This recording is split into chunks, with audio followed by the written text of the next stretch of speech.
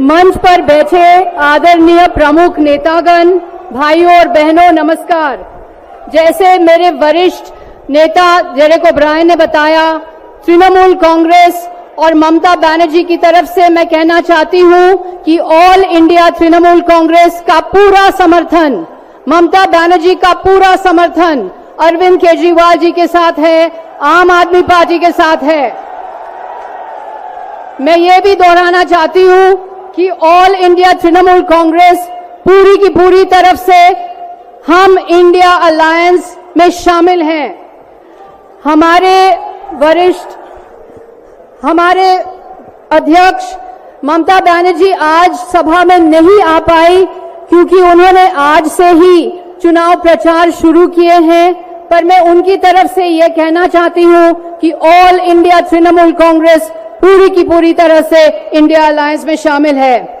ये लड़ाई सिर्फ दिल्ली की लड़ाई नहीं है, ये पूरे देश की लड़ाई है, तानाशाही के खिलाफ लड़ाई है। मोदी जी की झूठे गारंटी, मोदी जी की गारंटी जीरो वारंटी, इसके खिलाफ लड़ाई है। हम जानते हैं कि आम आदमी पार्टी और अरविंद केजरीवाल जी के सामने एक बहुत बड़ी चुनौती है। चुनाव के समय है और इस समय आपके लोकप्रिय नेता को जेल भेजा गया है। ये तानाशाही है, लोकशाही नहीं है, जनतंत्र नहीं है। मोदी सरकार के पास एक यंत्र है जो विपक्ष को कुचल रही है और इसका नाम है ईडी। ये है दुनिया का सबसे बड़ा वॉशिंग मशीन। एक विज्ञापन था निरमा पाउडर का, जो दूध सी सफेदी निरमा से आए। तो ये है कि जो भी बीजेपी के अंदर, भाजपा के अंदर चला जाता है तो एक दूध सी सफेदी छा जाती है उनके ऊपर। मैं ये कहना चाहती हूं कि इस तरह की राजनीति जहां एक व्यक्ति के पास अधिकार है, एक नेता, एक दल, एक पार्टी, एक व्यक्ति, ये राजनीति हमारा सामाजिक ढांचा और फेडरल स्ट्रक्चर को खत्म कर रहे हैं। हर राज्य के कुछ न कुछ खासियत है। बंगाल में हम देखते हैं कन्याश्री, रूपश्री जैसे प्रोग्राम जिन्होंने महिला को आगे बढ़ाया। जैसे आप जानते हैं ममता बनर्जी हैं हमारे देश के एकमात्र महिला मुख्यमंत्री।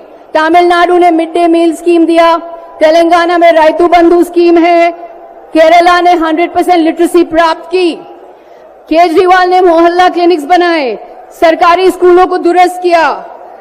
आपकी बात सुनी, आपकी समस्याएं को सुलझाने में पूरी कोशिश की, लेकिन मोदी सरकार सिर्फ अपनी राय सुनते हैं और अपनी मनमानी करते हैं, किसी की राय नहीं लेते। राज्यों के जो खासियत है वो स्वीकार नहीं करते। बंगाल के गरीब कल्याण पैसे नहीं मिले। 4 लाख करोड़ केंद्र सरकार ने बंगाल से लिया है, पर 1 लाख करोड़ बंगाल को मिलना है। केंद्र सरकार की तरफ से बंगाल को नरेगा के पैसे नहीं दिए गए। 59 लाख नरेगा के श्रमिक को वेतन नहीं मिले। 11 लाख लोग बंगाल में बेघर हैं क्योंकि केंद्र सरकार ने पैसे नहीं दिए। 2021 के विधानसभा चुनाव के बाद भाजपा सरकार ने बंगाल की पैसे रोक लिए हैं। यही है गंभीर सच्चाई। पैसा कहां जाता है?